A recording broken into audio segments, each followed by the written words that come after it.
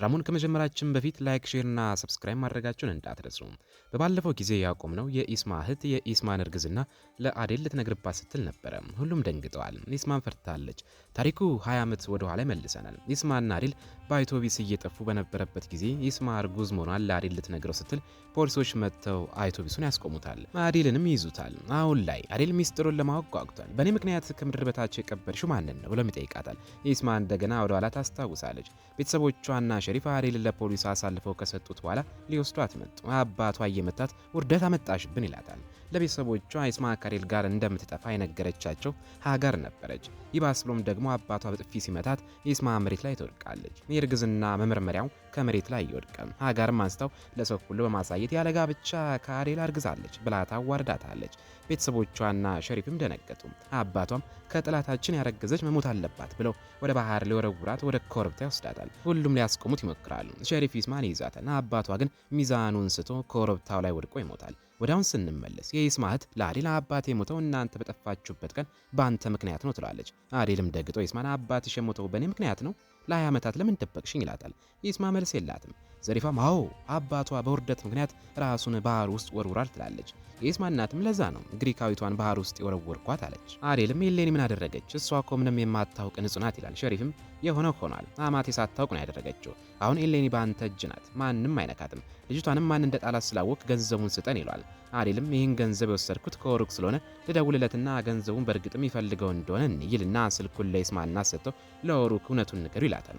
እሷም ለባሏ ለመበቀል ስትል ኤሌኒን ባህር ውስጥ እንደጣለቻት ለወሩክ ትነግረዋለች። ወሩክም ተቆጥቶ ኤሌኒ ምን አጠፋች ይላታል። አዴልም ስልኩን ተቀብሎ ኦሩክን ገንዘቡን ልስጣቸው ብሎ ይጠይቀዋል። ኤሌኒ አዎ ስጣቸው ብላ በምልክት ትነግረዋለች። ኦሩክም ለአዴል ገንዘቡን ስጣቸው ብሎ ስልኩን ይዘጋዋል። ኦሩክም ተከፍቶ ኤሌኒን ካሳ ከፍልሻለሁ ይላታል። እሷም ብቻ እናቴን ፈልግልኝ ትላለች። አዴል ገንዘቡን ከመስጠቱ በፊት ኢስማን ለመቅጣት ሲል የድሮ ትዝታ ያለበትን ቤት ያፈርሷል። ሁለቱም እያለቀሱ በቤት ውስጥ የነበራቸውን ጣፋጭ ትዝታ ያስታውሳሉ። ኢስማ እጇን ደም እስኪወጣ ድረስ በኃይል ጨብጠዋለች። አዴልም አይቶ ሊይዛት ሲል ትገፈትረዋለች። ሸሪፍ ከአዴል ጋር ይጣላል። አዴል ግን ገፍቶት ኢስማን በኃይል ይዞ እጇን በሻርፕ ያስርላትና ወደ እርሻው ይሄዳል። አጎቱና ጋዜብ ከፎርታና ጋር ታረቅም ማለት ነው፣ ከእንግዲህ ደም መፍሰስ የለም ይሉታል። አዴልም እኛ መግደል ከቀጠልን እነሱም ይገሉናል፣ መጨረሻው ጥፋት ነው የሚሆነው ይላቸዋል። አዴል ላጎቱ በበቀል ሳይሆን በብላት ነው የምንንቀሳቀሰው፣ ብዙም ሳይቆይ ፎርታና የሚባል ስም ይጠፋል ይሏል። በእርሻ ውስጥ ከሚሰሩ የእንስሳት ሐኪሞች መካከል አንዱ የሸሪፍ ሰላይ ነው። ሸሪፍ ከዘሪፋና ሀጋር ጋር ሆኖ አዴልን እንዴት እንደሚያጠቁት ይመክራል። ሸሪፍ ከሐኪሙ ጋር በመስማማት ከብቶቹ በሚግጡት መሬት ላይ መርዝ እንዲረጭ ያደርጋል። በዚህም የአዴልን ንብረትና ሕይወት ለማጥፋት ይሞክራል። ኢስማና ሽሪን ንግግራቸውን ሰምተው የማንን ሕይወት ነው የምታጠፉት ብለው ይጠይቃሉ። ሸሪፍ ወሬውን በመቀየር አንቺ ደህና ነሽ ይላታል። ኢስማም እንዴት ደህና ሆናለሁ? እህቴ ገዳይ ናት፣ ኤሌኒን ባህር ውስጥ ጥላታለች። ዘሪፋ ልጅ ሰርቃለች። ሀጋር ደግሞ ለዚህ ሁሉ ችግር ምክንያት የሆነች ከሃዲ ናት። አባቴ ሙት ራሳችሁን ከመውቀስ ይልቅ አዴልን ተወቅሳላችሁ ትላለች። ዘሪፋም ዝም በይ ብላ ትጮባታለች። የኢስማ እናትና ሴፍጂ ወደ እነሱ ይመጣሉ። ሴፍጂ ወሩክን ካላጋባሽኝ ስለጠፋው ልጅሽና ለዓመታት ደብቀሽ ስለነበረው እርግዝናሽ ለአዴል እነግራለሁ ብላ ታስፈራራታለች። በሌላ በኩል ሚካኤል አሁንም ኤሌኒን እየተጠጋ እኔ እጠብቅሻለሁ ይላታል። ኦሩክ ግን በድርጊቱ ተበሳጭቶ ይደበድበዋል። በድንገትም የጥይት ድምፅ ይሰማል። ኤሌኒም ትጮዋለች። ፋጢማ ሞታ ኤሌኒን እያረጋጋቻት ሁለቱ ሲደባደቡ ትመለከታለች። ኤሌኒም ከኦሩክ ጋር የሚጣላው የወጣት ማን ነው ብላ ትጠይቃታለች። ኤሌኒም የመጀመሪያ ፍቅረኛዬ ትላታለች። ፋጢማም እየሳቀች የመጀመሪያና የመጨረሻ ፍቅረኛሽ አብረው ሲጣሉ ማየት ይገርማል ትላታለች። ኤሌኒም በመካከላቸው ገብታ ታስቆማቸው ስትል እሷና ኦሩክ ይወድቃሉ። በዚህ ጊዜ የኤሌኒና የኤሌኒ እናት ፎቶ ከኦሩክ እጅ ይወድቃል። ኤሌኒ ይህ ምንድን ነው ብላ ትጠይቃለች። ኦሩክ የኔ ነው፣ አንቺና እናትሽ ሚሌና ናችሁ ይላታል። ኤሌኒም ሚካኤልን አሁን መሄድ ትችላለህ፣ ስፈልግ እደውልልሃለሁ ትለዋለች። ከኦሩክ ጋርም በባህር ዳርቻው ላይ ተቀምጠው ፎቶውን እያየች በጣም ታዝናለች። እናቴ ገና እንደተወለድኩ ጥላኝ ሄደች ትላለች።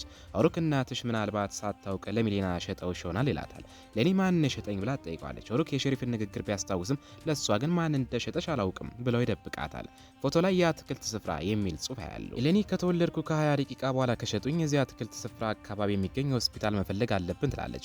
ኦሩክ በብልህነቷ ተደንቆ ይዟት ይሄዳል። ማታ ላይ ሸሪፍ ከእስር በመፈታቱ በፎርታና ምድር ተደግሷል። አዴልና ሰዎቹ ወደ ድብቅ እየተከታተሉ እንዴት ጥቃት መሰንዘር እንዳለባቸው ያስባሉ። በዚህ ሰዓት በአዴል እርሻ ውስጥ ያሉ በጎች በሙሉ መርዙን እየበሉ ነበረ። በፎርታና ውስጥ ያለ አንድ ሰው ለአዴል ደውሎ ያዘዝከኝን ማድረግ አልችልም ይለዋል። አዴል ግን ታፍኖ በነበረበት ጊዜ ያደረጉበትን ያስታውሷል። ሰውየው ባንክ ውስጥ ነው የሚሰራው። ሸሪፍ ብድር ጠይቆት ነበር። አዴል ለሸሪፍ ብድር እንዳይሰጠው ይከለክለዋል። ሸሪፍ የባንክ ሰራተኛውን ብድሩ ምን አደረስክ ብሎ ይጠይቋል። ሰውየው ሲስተም ተበላሽቷል፣ አሁን ብድር መስጠት አንችልም ይለዋል። ይህ ገንዘብ ሸሪፍ ከመንደሩ ሰዎች ተበድረው ሊመልስላቸው የነበረው ገንዘብ ነው። የመንደሩ ሰዎች መቃወም ይጀምራሉ። ሸሪፍ ነገ ገንዘባችሁን ትቀበላላችሁ ብለው ያረጋጋቸዋል። አዴልና ሰዎቹ ይህን እያዩ ይስቃሉ። ነገር ግን ሸሪፍ ኢስማን ይዞ ወደ ቤት ሲገባ አዴል ይናደዳል። አዴል ስልክ ይደወልለታል። ኤሌኒና ፋጢማ ፎርታና ውስጥ እንዳሉ ይሰማል። ወደ እነሱም ሄደው እዚህ ምን ታደርጋላችሁ ይላቸዋል። ኤሌኒ ተደናግጣ እናቴ ሚሌና እዚህ ናት፣ ኦሩክ ነው ወደ እሷ ያመጣኝ ብላ ትናገራለች። ኦሩክ ወደ ቤት ሲገባ ዘሪፋ ትጨውበታለች። ለምን መጣ አባረር ያለው ትለዋለች። ሸሪፍ ግን ዋናው ነገር በሚቀጥለው ሳምንት አንተና ሴፍቺ ትጋባላችሁ ይላል። ኦሩክ ተጨንቀው ሴፍቺን ወደ ኩሽና ይዟት ሄድና ጉዳዩን ትንሽ እናቆየው፣ ወደ ኢስታንቡል ሄድ ነው ይላታል። ሴፍቺ እኔም አብሬ ሄዳለሁ፣ የሰርግ ልብስ እገዛለሁ ትላለች። ኦሩክ ኤሌኒ አብራኝ ስለምትሄድ አንቺ መምጣት አትችይም ይላታል። ሴፍቺ ደንግጣ ልትጣላው ስትል ኤሌኒን ባህር ውስጥ የጣልሻት አንቺ መሆንሽን አውቃለሁ ብሏት ይወጣል። ኤሌኒ ፎቶ ለአዴል አሳይታ ከኦሩክ ጋር ወደ ኢስታንቡል ሆስፒታል ፍለጋ ሄዳለሁ ትለዋለች። አዴል እምቢ ይላታል። እሷ ግን ፍቃድን አልጠየቁም። ልብሴን ቀይሬ ሄዳለሁ ትለዋለች። አዴልም ጎጆ ቤቱ ፈርሷል፣ ጉዞም ተሰርዟል ይላታል። ኤሌኒ ኢስማን የወደድክበትን ቤት እንዴት ታፈርሳለህ ትለዋለች። አዴል ጊዜው አሁን አይደለም፣ ስራዬን ስጨርስ እኔ ራሴ ወስድሻለሁ ይላታል። ጋዜብ ደግሞ ፎርታና ኖረን የሶስተኛውን የዓለም ጦርነት እናውጃለን ይላል። ኤሌኒ ከኦሩክ ጋር ሄዳለሁ ትላለች። አዴል ተቆጥቶ ስሙን በድጋሚ ካነሳሽ እገለዋለሁ ይላታል። ኦሩክ በድንገት መጥቶ ይመታውና ማንን ነው የምትገለው ይላል። ጋዜብ በኦሩክ ላይ መሳሪያውን ይደቅናል። አዴል ግን ተወው፣ የልጅነት ባህሪው ነው ይላል። ኦሩክ አንተ ወንድ አይደለም፣ በገባው ቃል መሰረት አልተገኘም ይለዋል። አዴል ኤሌኒ አሁንም አደጋ ላይ ስለሆነች ነው ይላል።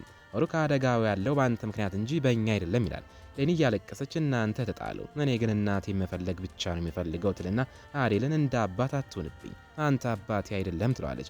አባትሽ ባለመሆኔ ደስተኛ ነኝ፣ ልጅ ብትሆኝ ኖሮ ከጥላቴ ጋር ለመሄድ አታስብም ነበር ይላታል። ኤሌኒ እያለቀሰች ለአዴል እንዲህ ትለዋለች፣ እናቴን ለማግኘት ስል ሁሉንም ነገር ትቻለሁ፣ አንተም የምትከለክለኝ ከሆነ አንተንም እተውሃለሁ ትለዋለች። አዴል በንግግሯ በጣም አዝኖ ደህና ሁኚ ብሎ ሰዎቹን ይዞ እየተከፋ ሄዳል። ኤሌኒም በጣም ታለቅሳለች።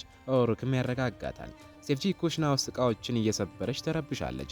ቤተሰቡ በሙሉ ምን እንደተፈጠረ ለማየት ይሰበሰባሉ። ኦሩክ ከኤሌኒ ጋር ወደ ኢስታንቡል እንደሚሄድ ስትናገር ኢስማ፣ ዘሪፋና ሁሉም ይደነግጣሉ። ዘሪፋ፣ ሀጋርና ሸሪፍ ይህንን መዓት እንዴት እንደሚወጡት ለመምከር ይወጣሉ። ኦሩክ የኤሌኒን እናት እንዳያገኛት በጣም ሰግቷል። ኢስማ ወጥታ ምንድን ነው የምትፈሩት ስትል ትጠይቃቸዋለች። እነሱም ወሬውን ቢቀይሩትም ኢስማ ግን መጠርጠር ትጀምራለች። ኢስታንቡል ውስጥ ኦሩክና ኤሌኒ ፎቶ የተነሳበት ቦታ ይደርሳሉ። ኤሌኒ ኒኮን ከዚህ ደቂቃ ርቀት ላይ ስላለ ሆስፒታል ትጠይቀዋለች። እሱም ያሳያታል። ኤሌኒ ወደ ሆስፒታል ለመሄድ በጣም ጓጉታለች። ኦሩክ ግን ተረጋጊ፣ መጀመሪያ ቁርስ እንብላ ይላታል። ቁርስ ሊያመጣ ሲል ለሸሪፍ በገባው ቃል መሰረት አትቸኩል፣ ኤሌኒን ይዘህ ተመለስ የሚል መልእክት ይደርሷል። ኦሩክ ግን የልጅቷን እናት ማን እንደሆነች ንገረኝ ብሎ ቅድመ ሁኔታ ያስቀምጣል። ሸሪፍ፣ ዘሪፋና ሀጋር በጣም ተናዷል፣ እንዲሁም ፈርቷል። ኦሩክና ኤሌኒ ቁርስ እየበሉ ደስ የሚል ጊዜ ያሳልፋሉ። ድንገት ሚካኤል ለኤሌኒ ደውለው ኦሩክ በቅናት ስሜት ስልኩን ይዘጋበታል። ኤሌኒ ተቆጥታ ቆይ ምን እየሆንክ ነው ትለዋለች። እሱም እድሜው ስንት ነው ይላታል። እሷም 30፣ ለአንቺ በጣም ያረጀ ነው፣ ድጋሚ እንዳታወሩ ይላታል። ኤሌኒ በአቅራቢያው ያለ ቤተክርስቲያን ፈልጋ ኦሩክን ጥላው ትሄዳለች። ኦሩክ ግን ይከተላታል። አዴል በእርሻ ውስጥ ከጋዜብ ጋር ተቀምጦ በጎቹ መታመማቸውን ያስተውላል። ኦሩክ ከኢስማ መልእክት ይደርሷል። ኢስታንቡል ውስጥ ከኤሌኒ ጋር ምን ታደርጋለህ? ሀጋር እናትና ሸሪፍ ለምን ተረበሹ? ኦሩክ ሀጋርም እውነቱን እንደምታውቅ ይረዳል። ለኢስማም ስመለስ ሁሉንም ነገር እነግርሻለሁ ይላታል። የኢስማ እናት ልጆቹ ተኝተው ስታገኛቸው ትጮህባቸዋለች። ሴፍቺ ከእጮኛው ኦሩክ ጋር ለማውራት እህቶቿ እንዲወጡ ትጠይቃለች። እናም ለኦሩክ ደውላ ስለ ሁኔታው ስትጠይቀው ኤሌኒ ስልኩን ነጥቃ ደህና ነው ብላ ትዘጋዋለች። ኦሩክ በሚካኤል ስላደረገው አጸፋውን መመለሷ ነው። ኦሩክ ተቆጥቶ ሴፍቺ እጮኛዬ ናት፣ ሚካኤል አንቺ ምንድነው ይላታል።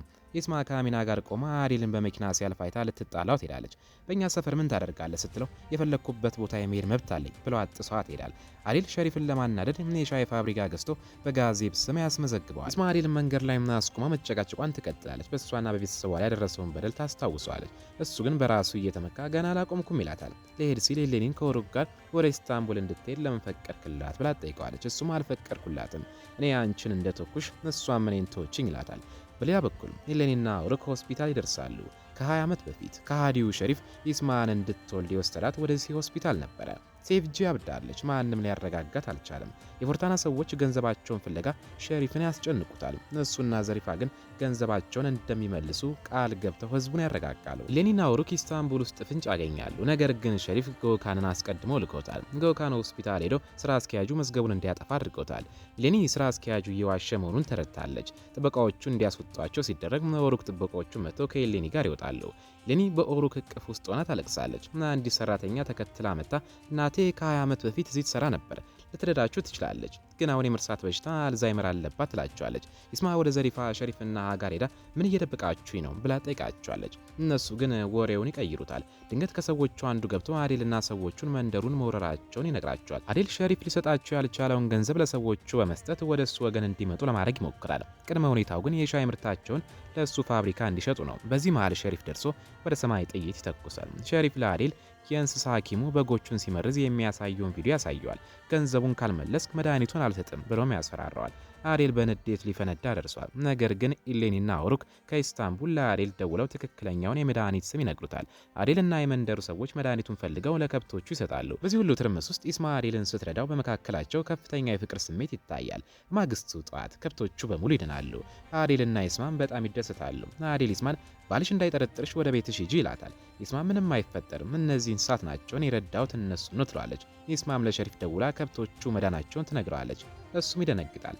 አዲል ለኢስማ ኢሌኒ እናቷን ፍለጋ ኢስታንቡል መሆኗንና እናቷም የፎርታና ሰው መሆኗን ይነግራታል። ኢስማም ልቧ ውስጥ እንግዳ ስሜት ይሰማታል። እያለቀሰችም ትሮጣለች። ኢስማ ልጇን የቀበረችበት መቃብር ዘንድ ትሄዳለች። የተወለደችበትን ቀንና ልጇ አጠገቧ ያላገኘችበትን ጊዜ ታስታውሳለች። ፈጣሪ ሆይ ኢሌኒ ልጅ አይደለችም ስትል ትማጸናለች። ኢሌኒና ኦሩክ እርስ በርስ ተደጋግፈው ተኝተው ሳለ ኦሩክ ይነቃና ስሜቱን ለመቆጣጠር ከእርሷ ይርቃል።